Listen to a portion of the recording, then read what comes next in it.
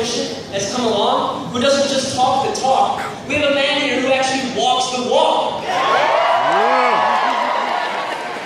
We have the chance to make history here on May 3rd. We have the chance to keep this revolution going. We have the chance to tell the billionaire class and the establishment politics in this country that enough is enough.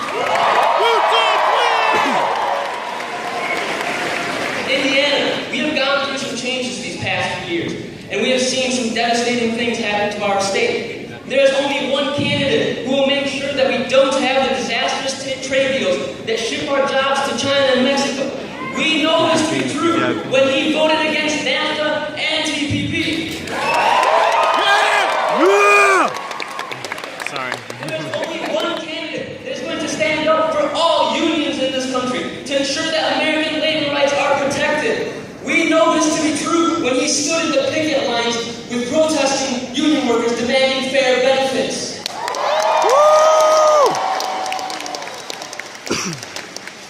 There's only one candidate who makes sure that public university is tuition free, because we should not students get an education.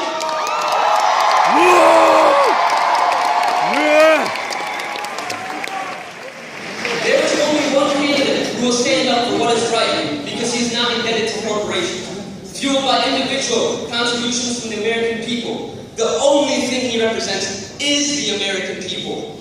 There is only one candidate who has the guts and moral compass to take on the fossil fuel industry and transform our energy infrastructure in a way that takes us away from fossil fuels. Something that is dire and necessary if we want to save the planet that we love.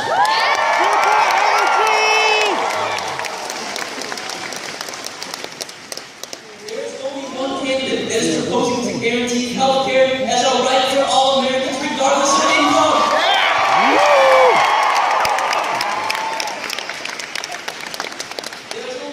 Who voted against the disastrous war in Iraq that cost thousands of lives, and we make sure that we don't get involved in the Middle East again with this candidate, because that was disastrous. We should not have to. It is time to realize that if we can try to fix other countries, we can darn well fix our own country. There's only one candidate who has fought for and literally been arrested for fighting for the very notion that we are all equals, regardless of race, orientation, sex, gender, age, or disability.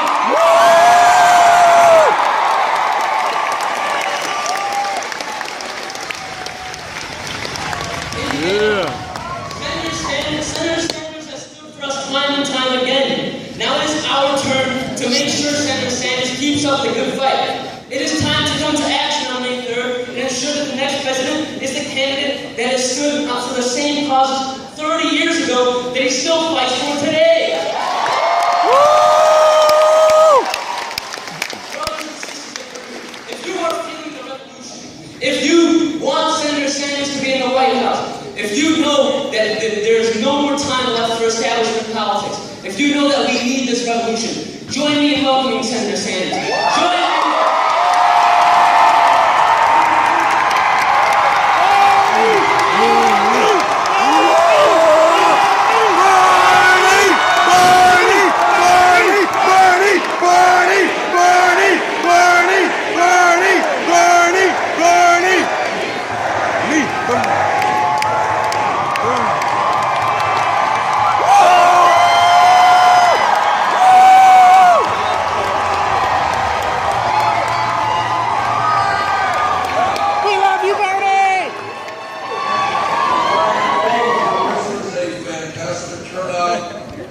Thank you so much, Lafayette, for being here today.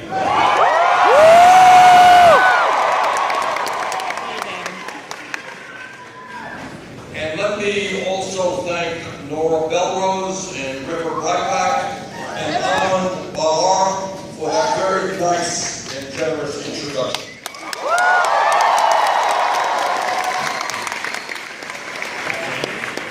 This is our first campaign event in Indiana.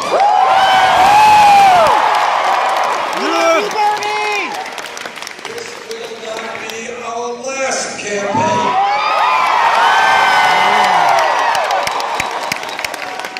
With your help, we're going to win here in Indiana.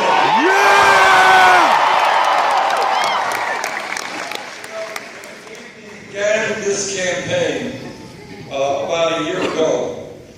We started off with no political organization, no money, no name recognition outside of Vermont. Anybody here been to Vermont? Visitors.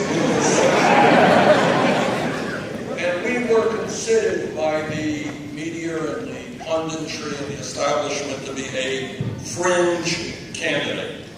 Not only were we taking on Wall Street, corporate America, super PACs, and the corporate media, we were taking on the entire Democratic political establishment here in Indiana and all over this country, including hundreds of super PAC delegates who had made their decision for Secretary Clinton even before we got into the race. Yep.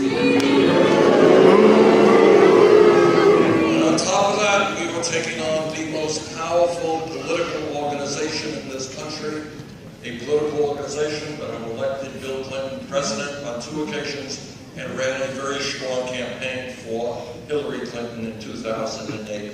Other than that, our task was a pretty easy task. Well, a lot has happened in the last year. When we began this campaign, we were 3% in the national polls, and yet in the last couple of weeks, some of the national polls had us in the lead or only choice!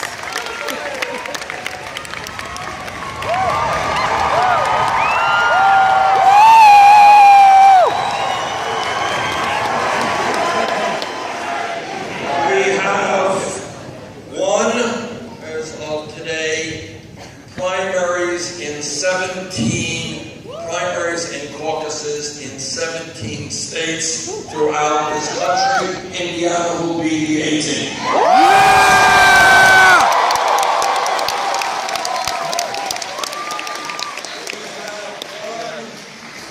Over 1,350 delegates to the Democratic National Convention, and in the last several weeks, or many weeks, poll after poll has shown us not only to be defeating Donald Trump and the other Republican candidates, but to be defeating him by a much greater margin than Secretary Clinton.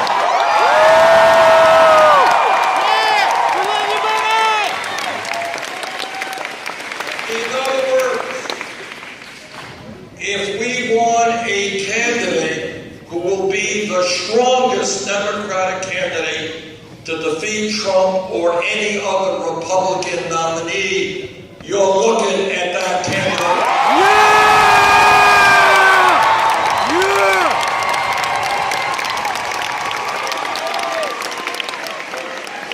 The reason for that is pretty obvious.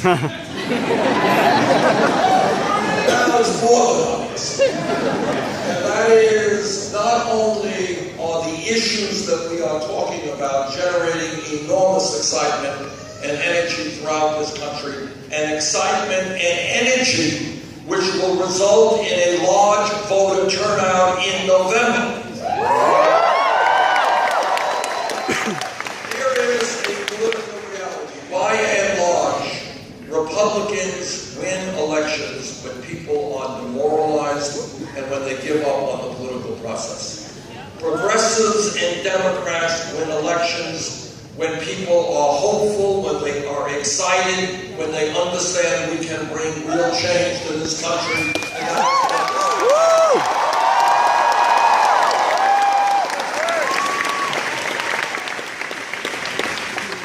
but from a very narrow political perspective, the reason that I am the strongest candidate is that our campaign is appealing not just to Democrats, but to independents all over this country and even some some Republicans. I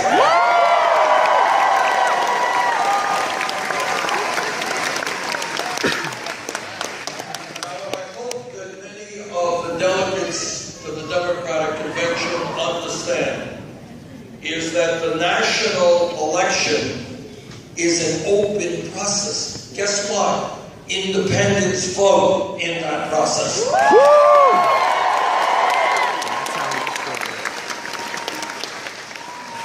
And it turns out that we are overwhelmingly winning the independent vote.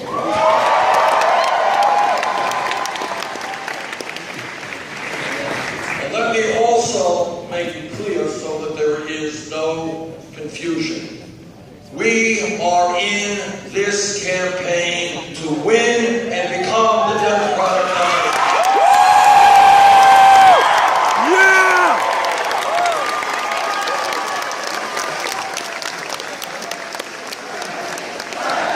Bernie! Bernie! Bernie! Bernie! Bernie! Bernie! Bernie!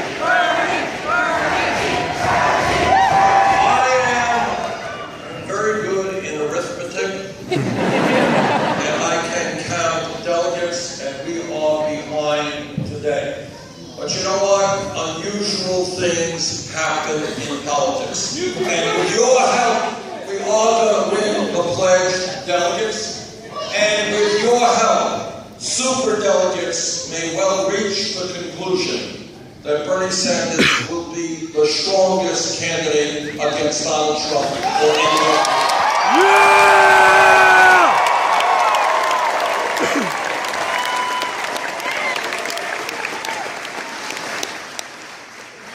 We are in this campaign to win, but if we do not win, we intend to win every delegate that we can, so that when we go to Philadelphia in July, we're going to have the votes to put together the strongest progressive agenda that any political party has ever seen. Yeah! Our job, whether we win or whether we do not win, is to transform not only our country, but the Democratic Party, to open the doors of the Democratic Party to working people and young people and senior citizens in a way that does not exist today.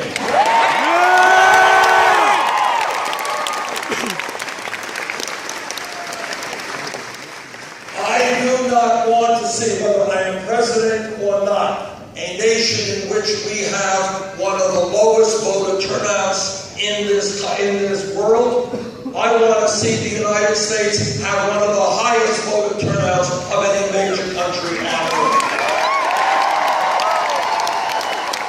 I want a democracy in which every person in this room, in this state, in this country understands that together, all of us, have enormous power, that together we can transform this country, that together we understand that the United States government has got to represent all of the people, not just wealthy campaign contributors.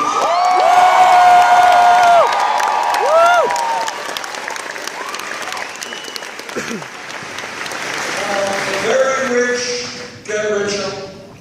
Corporations enjoy huge profits, while the middle class continues to decline, because millions of Americans have given up on our democracy. There you go. Yeah. Here is the reality. You don't hear this in the media very much, and that's a whole other problem. It's a whole other problem that we have got to address, and that is that the reality of life in Vermont or in Indiana or any other country in this country is not necessarily reflected in what you see on TV. So when we talk about the real issues facing this country, it's not going to be the issues you see on 10-second sound bites. You are going to have to go into your hearts and your souls and think about it. What are the real issues facing America, and how do we create the kind of nation that we know we can become? It's by having a political revolution.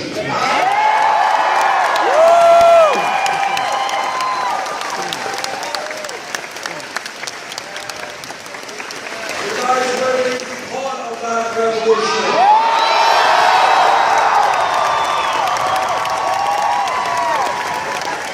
To make a revolution, we've got to understand what some of the problems are.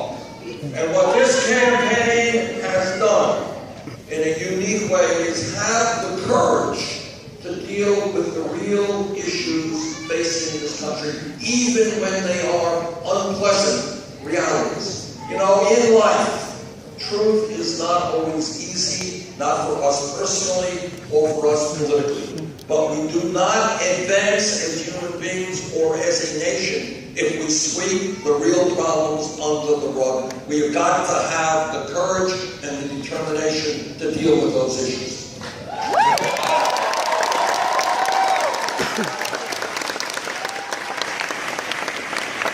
Let me tell you what some of the issues are, issues that other candidates will not. Number one, democracy itself is not a complicated process. It means that you gotta vote, you gotta vote, you gotta vote, you gotta vote. One person, one vote. That's pretty much what democracy is. What democracy is not is a corrupt campaign finance system that allows billionaires to buy elections. Tell him, Bernie. Technology suppression! Democracy is not about the Koch brothers and a handful of billionaires prepared to spend hundreds of millions of dollars to elect candidates who represent the wealthy and the powerful. That is not democracy. You know what that is? That is oligarchy. And you know what oligarchy is? Oligarchy is a form of society in which a small number of very wealthy and powerful people not only control the economy, but control the political life of a nation. We are moving in that direction, but together we will not allow that to happen.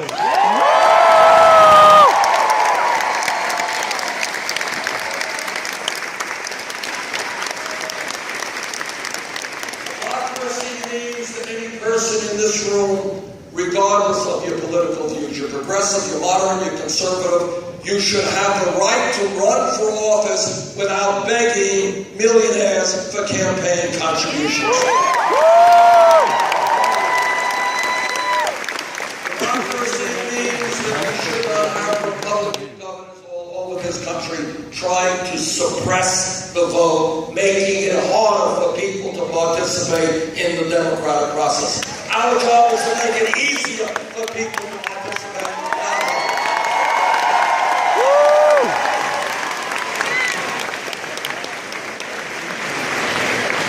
But it is not only a corrupt campaign finance system that we have got to change, it is a rigged economy.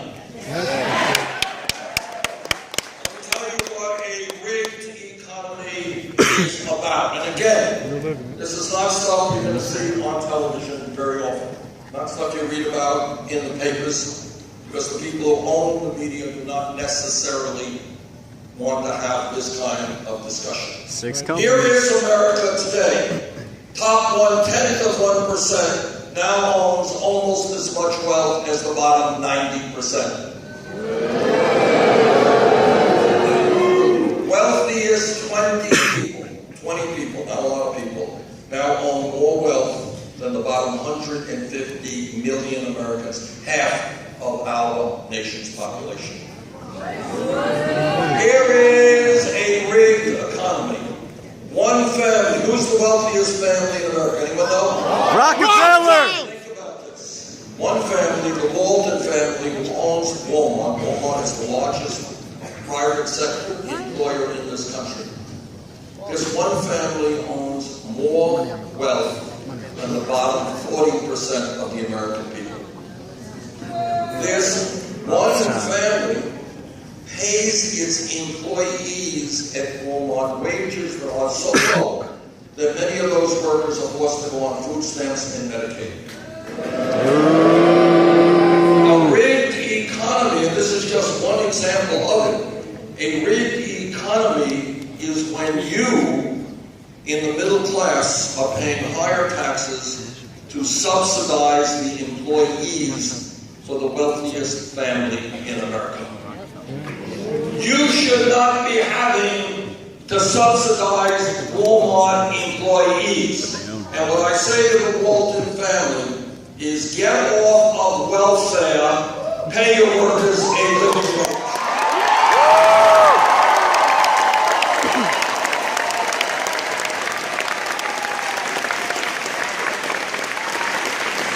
What this campaign is about is asking the American people to think outside of the box, outside of the status quo. Do not accept the options and the choices that the Congress or the media provide you. Oh, do we cut food stamps or do we cut education? Those are not the choices that we have to make.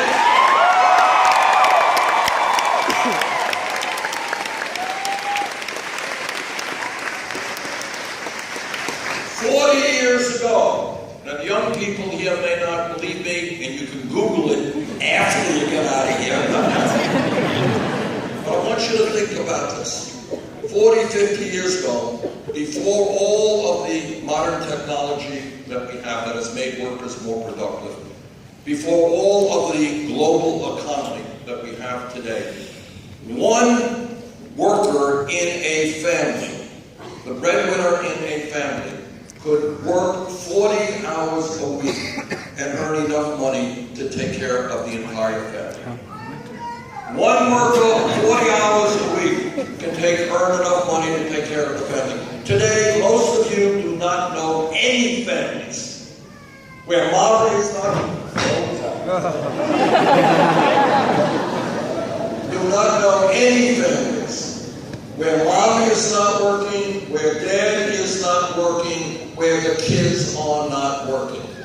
Why is it that in America today, the wealthiest country in the history of the world, why is it that millions of our people are working 2 or 3 jobs? People are working 40, 50, 60 hours a week in order to provide for their families. That is a question that we have got to answer. And the answer to it has everything to do with corporate greed.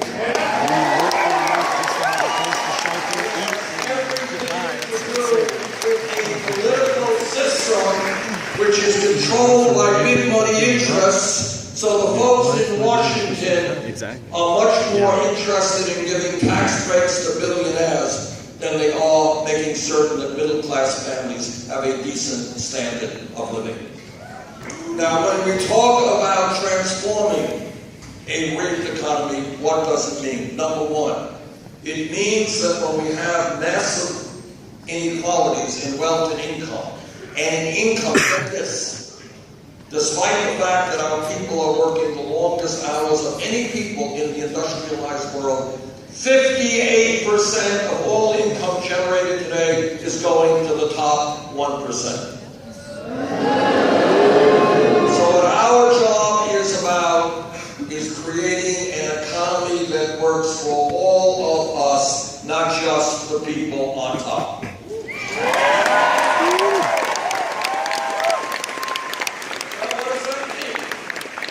What does that mean? And what does it mean here in Indiana? In Indiana, since 2007, remember, an explosion of technology, worker productivity increasing, growing global economy. In Indiana, since 2007, real median income, that family right in the middle of the economy, their income has gone down by more than $4,700. All right, you know why people in Indiana are angry? People in Vermont are angry. They're working longer hours for low wages, and they're going nowhere in a hurry. A great nation is not judged number of millionaires that it has or by the number of nuclear weapons that it has. It is judged by how well it treats the weakest and most vulnerable among us.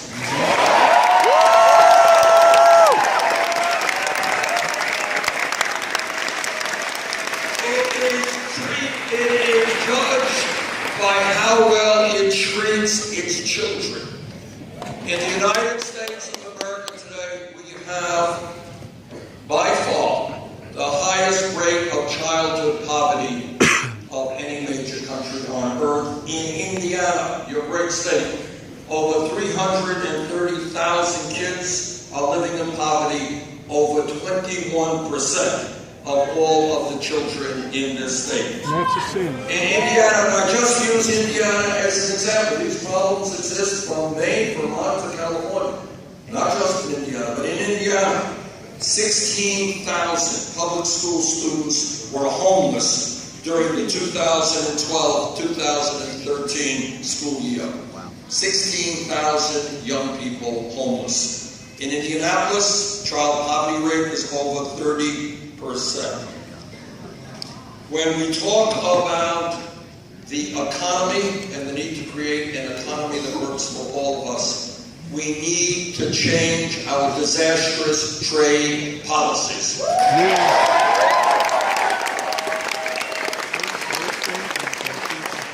This is an issue that many think is not a particularly sexy issue.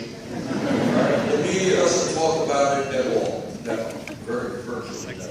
But it is an issue of enormous consequence for working families in Indiana, Vermont, and all over this country. Since 2001, our nation has lost almost 60,000 factories and millions of good-paying jobs. Now, not all of those job losses are attributable to trade, but many of them are. You know what these trade agreements are about, what NAFTA is about, PNTR? Trade agreement with China is about? It is not complicated. You have these large corporations who sit around and write these trade agreements. You don't write them. Workers don't write them. Corporate America writes them. They say, okay, how do we make more money? Why do we want to pay a worker in Indiana $20, $25 an hour when we can shut down here, move to Mexico, move to China, pay people very low wages and then bring the product back into this country? That, in a nutshell, is what these trade agreements were written to do, and that's exactly what's happened. Over the last many years, millions of Americans have lost their decent paying jobs. Since the establishment of NAFTA in 1994, Indiana has lost 113,000 good paying manufacturing jobs.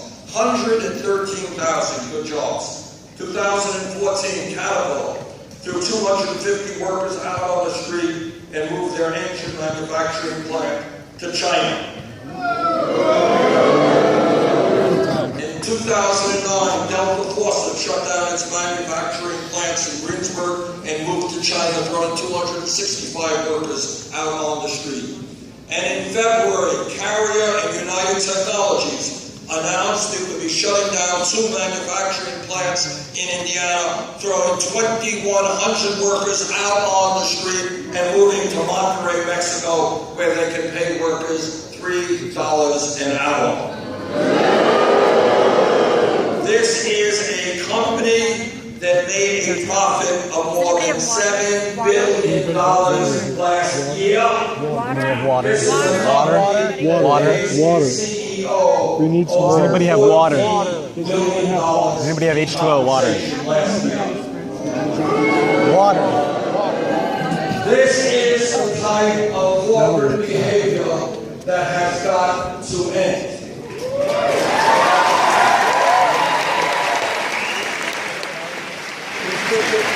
One of the very strong differences between Secretary Clinton and myself is I have opposed every one of these disastrous trade agreements.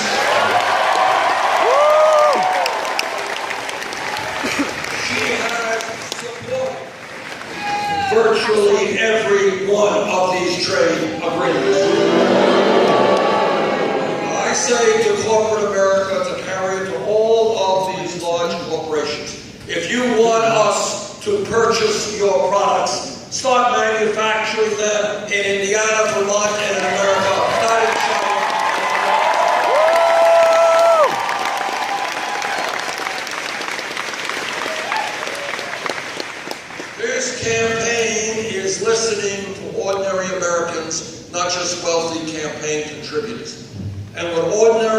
working people are telling me is they cannot make it on $7.25 an hour minimum wage. We need to raise the minimum wage to a living wage, $15 an hour.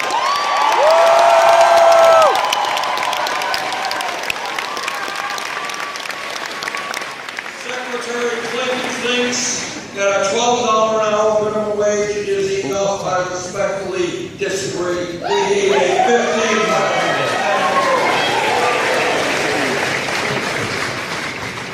This campaign is listening to women.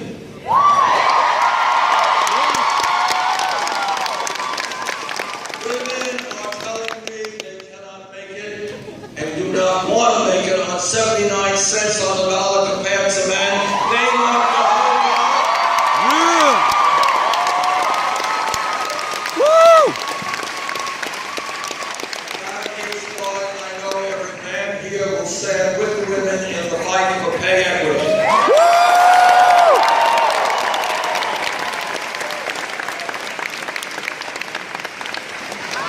This campaign is listening to young people.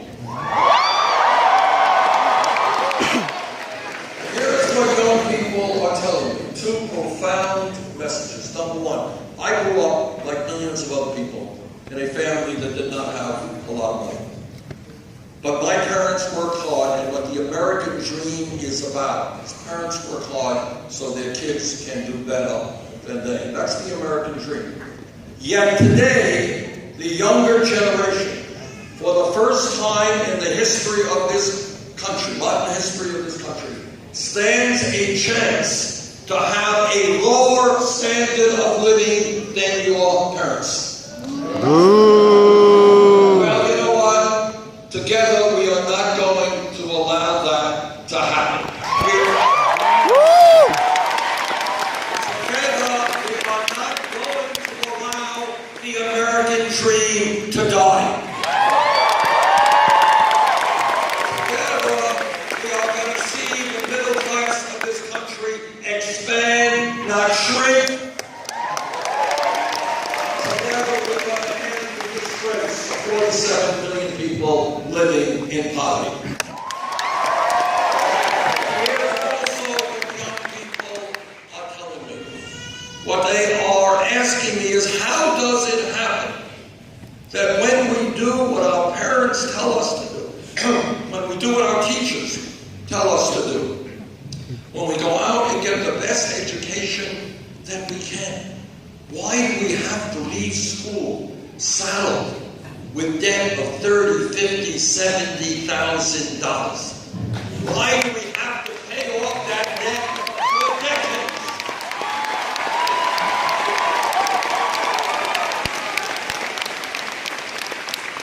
Now here is what thinking outside of the box and outside of the status quo is about. It is asking one simple question, three-letter word. Why?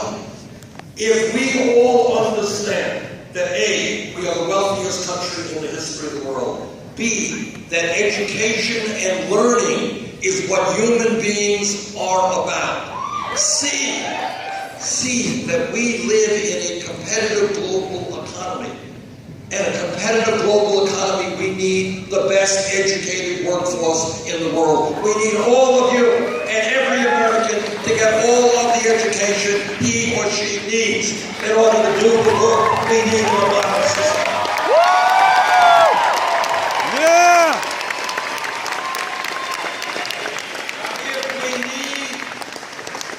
If we must have a well-educated workforce, why are we punishing people for getting an education? We should reward them, not punish them.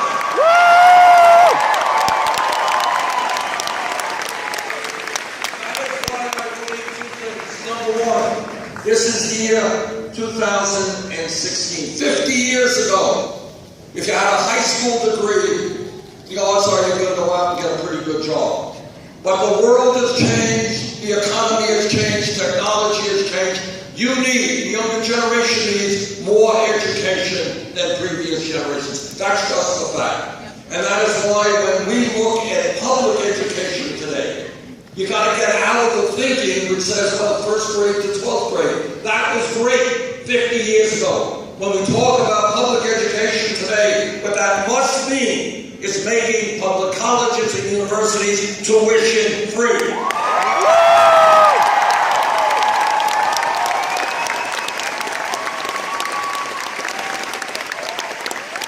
Think about it for a second. Is this idea, making public colleges and universities tuition-free, a radical idea? No. It is not a radical idea. It is a common sense idea. The world changes. Our educational system has got to change with it if we are going to succeed. And when we make public colleges and universities tuition-free, by the way, we do something which is revolutionary. Right now in Lafayette, right now in Burlington, Vermont, there are children in the 4th or 6th grade. Their parents, like my parents, never went to college.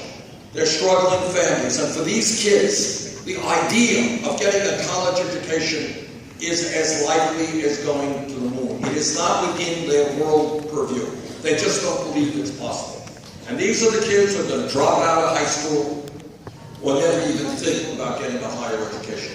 But if we can make it clear, every child, every parent, every teacher in America, that if a young person does his or her schoolwork well, takes school seriously, that child will in fact be able to get a college education regardless of the income of that family.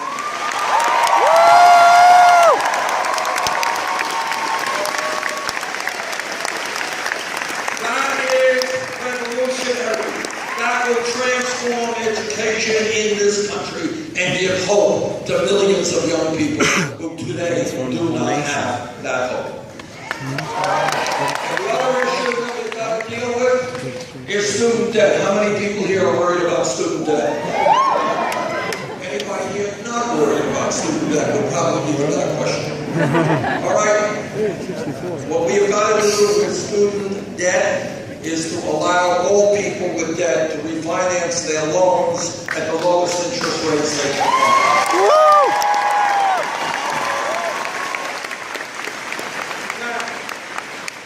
Now, this point is something we should think about. People say, well, Bernie, you know, you're just a nice guy to Santa Claus. You're giving away free tuition in public colleges. You're going to lower everybody's student debt. You're going to buy everybody a big Cadillac, big house. You're just a nice guy. How are you going to pay for free tuition? How are you going to pay to lower student debt? And that's a fair question. But this is where we have got to think outside of the box. 8-9 years ago, as all of you know, the greed and the recklessness and illegal behavior on Wall Street drove this country into the worst economic downturn since the Great Depression of the 30s. And what did Congress do when Wall Street went crawling into Congress for a bailout? They voted for that bailout. I did not vote for that bailout. Robbery! But they got their bailout because they're very powerful and they spent billions of dollars to deregulate Wall Street. They spent a lot of money on lobbying to get the bailout. Okay, that's the way the world works today. So I happen to think that right now, with Wall Street doing phenomenally well, that we should impose a tax on Wall Street speculation. That tax alone, not a radical idea, it exists in other countries, actually used to exist in this country. That tax on speculation would bring in more than enough money to make public colleges and universities tuition-free and substantially lower student debt.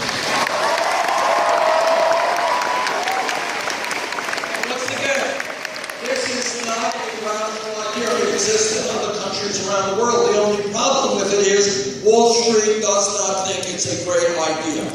I think it's a great idea. Yeah! What the political revolution is about and what this campaign is about is telling Wall Street, telling corporate America, telling the billionaire class they cannot have it all.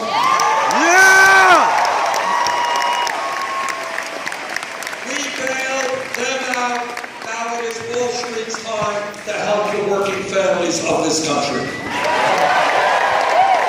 want to give you another example of what a rigged economy is about. I want you to think this one through, because it will tell you all that you need to know about what goes on in this country politically, what goes on economically, and what goes on through a criminal justice system which is broken. Some of you may have noticed that a few weeks ago, a large financial institution called Goldman Sachs. Anyone here ever hear of Goldman Sachs? Yep. Heard of Goldman Sachs? All right, here are the facts that we have got to absorb. Not pleasant facts, not happy talk. Not TV happy talk. This is American political reality. Goldman Sachs, 2 or 3 weeks ago, reaches an agreement with the United States government to pay $5 billion in a settlement. Why are they reaching an agreement for $5 billion? The answer is that they were selling worthless packages of subprime mortgage loans. In other words, they were engaging in massive fraud. And by the way, this is not just Goldman Sachs, this is every other major institution on Wall Street. The most powerful economic entities in this country engaging in massive fraud. That is a fact. That's issue number one. I'm angry, Bill! Issue number two. Over the last number of decades, Goldman Sachs itself, one company, has given Republican and Democratic administrations, secretaries of the Treasury, and other high-ranking political officials. In other words, they're involved in what we call the revolving door. You all know what the revolving door is? Yep. The revolving door is when you have people from Wall Street and corporate America leave their companies temporarily, go to work for the government, do the work of Wall Street in the government, then leave the government and go back to Wall Street. That's called the revolving door. Wall Street government back to Wall Street. Goldman Sachs has given this country 2 secretaries of the Treasury under a Democratic and Republican administration and many other high-ranking officials. Number 3, Goldman Sachs, like other powerful Wall Street institutions, contributes huge amounts of money into political campaigns. In fact, Secretary Clinton has received some $15 million for her super PAC from Wall Street. And as some of you may know, she gave speeches behind closed doors to Goldman Sachs, other Wall Street institutions for $225,000 a speech. Release the transcript! That is called political power. When you have that kind of money to give, pay people for speeches or make campaign contributions, that means you have enormous political power.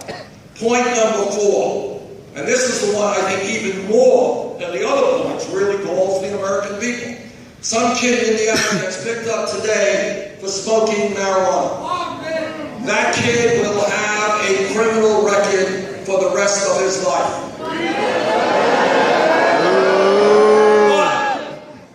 But if you are an executive of a Wall Street institution whose illegal behavior cost millions of people their jobs, their homes, and their life savings, you do not get a criminal record, you get an increase in your compensation package.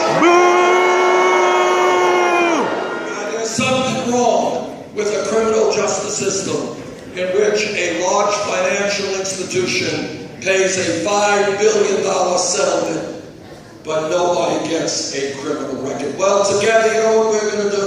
We're going to bring real reforms to our criminal justice system. And we are going to bring justice back. Yeah! Bring in the criminals! And that means it's not just kids smoking marijuana who get a criminal record. It is executives on Wall Street who break the law as well.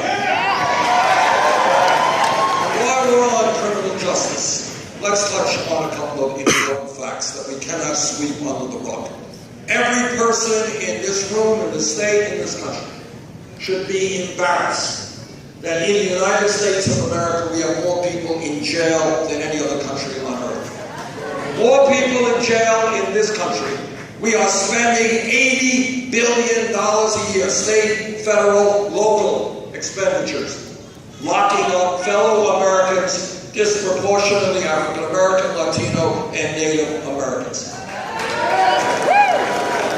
Our job, and it's not an easy job, but we can do it, is to ask why it is that so many of our people are in jail. And I'll start off with this proposition, that among kids in this country, young people who are high school graduates, the unemployment rate and underemployment rate is 30, 40, or 50%, 51% for young African American kids. So here is a not so radical idea. We're going to invest in jobs and education for our young people rather than in jails and incarceration. Yeah! People over profit! Our young people to work rebuilding the inner cities of this country rather than putting them in jail cells. We're poisoning their water. We're poisoning their water. We are talking about reforming local police departments all over this country. I am a former mayor. I work with police officers in my state and from other states as well. Vast majority of police officers are honest and hard-working people doing a very difficult job. It is not easy to be a police officer today. But, like any other public official, when a police officer breaks the law, that officer must be held accountable. Higher standards!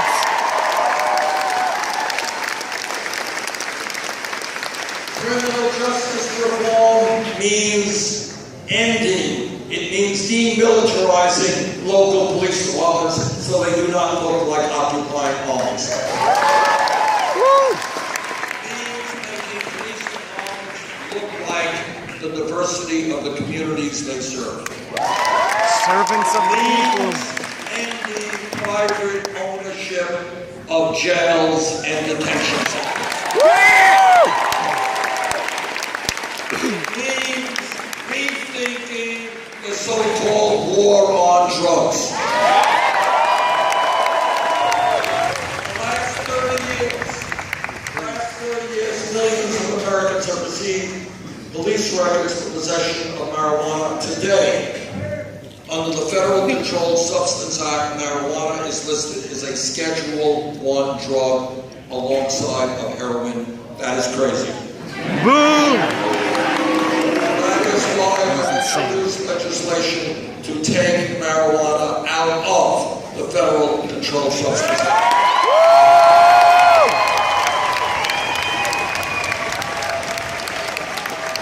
States make the decision as to whether or not marijuana becomes legal, but it should not be. Possession of marijuana should not be a federal crime. Let me just mention here something that I know all of you are aware of, and that is that in our country today we have a major crisis regarding opiate addiction and drug addiction and heroin addiction. Yes, we do.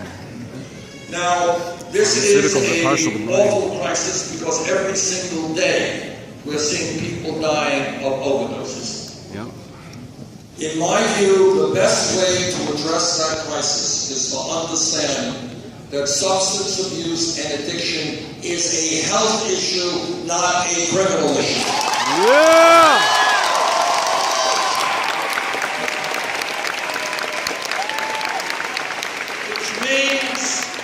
Which means we need a revolution in mental health treatment in this country. Which means that people should be able to get the treatment that they need when they need it, not 6 months from now. Yeah!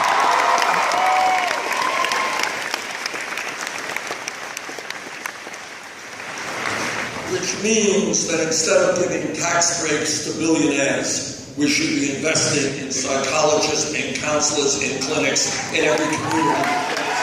Yeah!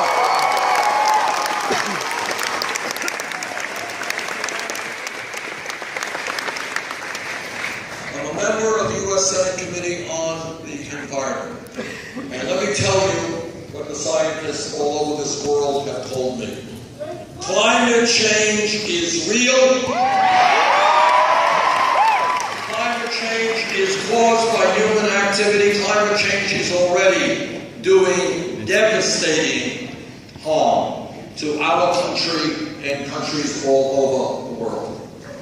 We have, in my view, a moral responsibility as custodians of this planet to make sure that the planet we leave our children and future generations is a planet that is healthy and is habitable. Yeah!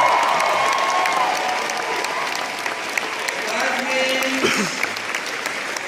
means that we have got to take on the fossil fuel industry and tell them that their short-term profits are not more important than the future of this planet. Yeah!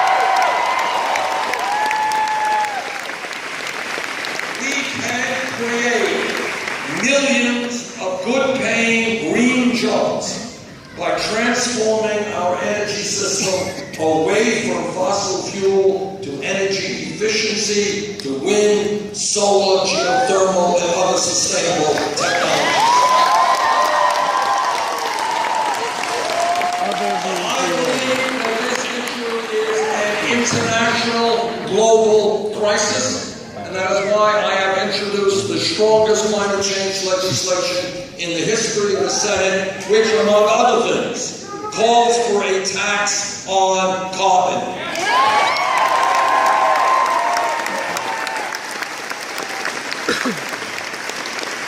I think that is exactly the right thing to do.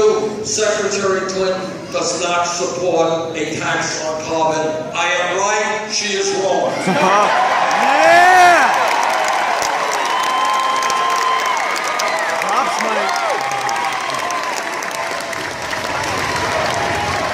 Bernie! Bernie! Bernie! Bernie! Bernie! Before I knock this bottle of water over again, I do this every time. Cleaning the floors of arenas all over again. But let me tell you something, that the issue of clean drinking water is one of the great crises that our country and the world must address. Yes. That is why I believe that we cannot continue to poison our aquifers all over this country, why we need a ban on fracking. Yeah! Ban on buying water, too. This is, I think, a no-brainer. This is a no-brainer. I was in Flint, Michigan a couple of months ago where children are seeing cognitive brain damage because of the lead in the water, but it's not just Flint. We're having water problems in hundreds of communities throughout this country. Let's address that crisis. Let's improve and clean up our water systems. Let's not make them worse by continuing fracking.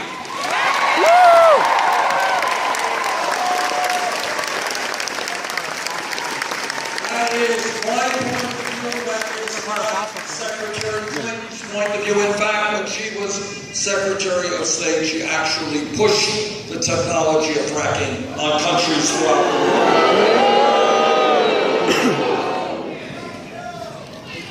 This campaign, if it means anything, it means asking the American people to think outside of the status quo, to ask what kind of nation we, the wealthiest nation in the history of the world, should be. If we were a poor country, we would have a certain type of debate. We would say, well, yes, of course we want a great educational system, but we're poor people. We can't afford it. Of course we would want a good infrastructure, roads and bridges and water system. But we're a poor country. We just can't afford it. It's unfortunate that our roads are deteriorating, our bridges are collapsing. And there you go. This kid is really worried about it. That's right. Scared the hell out of But here is the point that I do not want anybody to forget. We are not a poor country. We are the richest country in the history of the world. Now, most people don't know that because almost all the new income and wealth goes to the top 1%. But it is important for all of us to know that. So when we talk about the needs of the American people, we have got to ask ourselves a question. Why is it that we are the only major country on earth?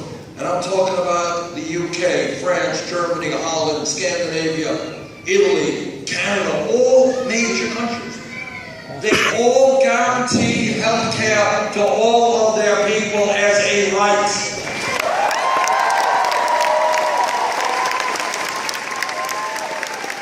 We are the only major country on earth that doesn't. Now, most Americans say, of course we should. What's the problem? I'll tell you what the problem is.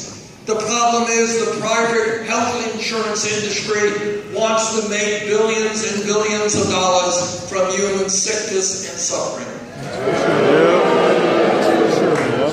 The problem is that the pharmaceutical industry last year had the 3 top drug companies making $45 billion in profit, while millions of Americans cannot afford the prescription drugs they need. That is exactly what this campaign is about. Do we stand with the insurance companies or the drug companies, or do we stand with the millions of people today who have no health insurance or are underinsured or are paying prices for prescription drugs they just cannot afford? I think we stand with the American people. I think we join the rest of the American people.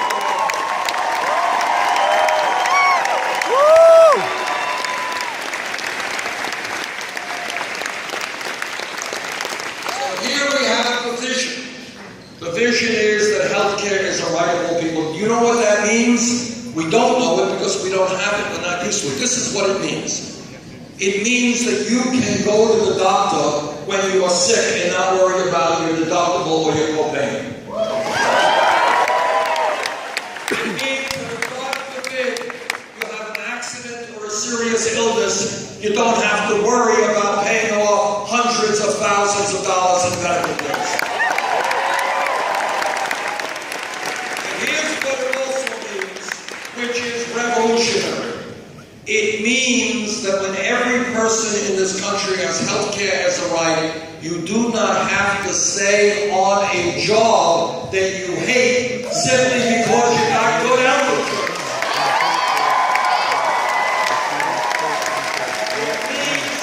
It means that we can unleash the entrepreneurial spirit of the American people. You can go out, start a new business, and not worry about having health insurance for your family. That's what it means.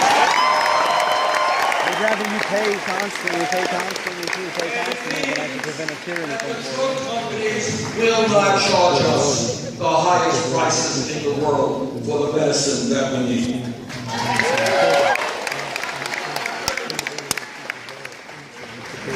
All of you know that real change, if you think about American history, you understand that real change never takes place from the top on down. It's never some guy in the White House signing a bill or a Supreme Court making a decision. It is the people at the grassroots level by the millions who are demanding real change.